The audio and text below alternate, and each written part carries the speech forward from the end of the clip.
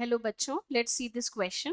The question is based on the observations, Charles Darwin concluded that. तो अगर हम देखें तो ऑब्जर्वेशंस को ध्यान में रखते हुए चार्ल्स डार्विन ने क्या कंक्लूड किया था. चलिए देखते हैं. Options are A, the first cellular life form was single cells. B, the existing life forms share similarities with life forms that existed million of years ago. C, life comes only from pre-existing life. D, an organism repeat its ancestral history during development. And the correct answer is B option, that the existing life forms share similarities with life forms that existed million of years ago.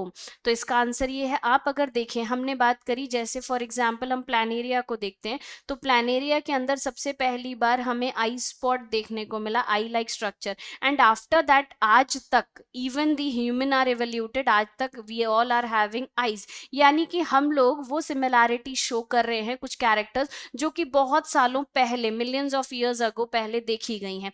ऐसा एक नहीं, बहुत सारे ऐसे examples हैं जो ये show करते हैं. इसी तरह से रिकैप्चुलेशन थ्योरी है जो इस बात को शो करती है कि डार्विन ने फाइनली ये कंक्लूड किया कि, और एविडेंस भी दिए कि बहुत टाइम पहले, जैसे इन्होंने आपका लिया था जो डार्विन फिंचेस हैं, तो डार्विन फिंचेस में भी इन्होंने यही चीज शो करी. और गैलापेगोस आइलैंड जो इन्होंने एग्जाम्पल लिया था, इसके अंदर भी इन्होंने यही शो किया कि मार्सूपियल्स का जो एग्जाम्पल लिया था कि मार्सूपियल्स जो हैं वो अलग हुए थे ऑस्ट्रेलिया से. ठीक है, ऑस्ट्रेलिया से जब आइलैंड हट के अलग हुआ था तो यहाँ पे जो मार्सूपियल्स ऑस्ट्रेलिया में प्रेजेंट है और जो ऑर्गेनिज्म यहाँ पे प्रेजेंट है वो लगभग सेम है, उनके कैरेक्टर्स सेम है, वो सेम कैरेक्टर्स को शो कर रहे हैं. तो ऐसे बहुत सारे एग्जांपल्स लिए और डार्विन ने सजेस्ट किया कि जो एग्जिस्टिंग लाइफ है वो बहुत सालों पहले जो लाइफ थी उसके कुछ कैरेक्टर्स को वो शो करती है, उसे शेयर करती है. So this is the conclusion of Darwin.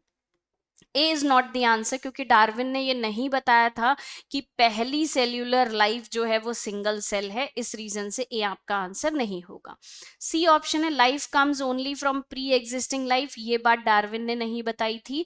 This was the concept of Huxley and Harvey. इन्होंने ये कॉन्सेप्ट बताया था कि the existing life is coming from the pre existing one.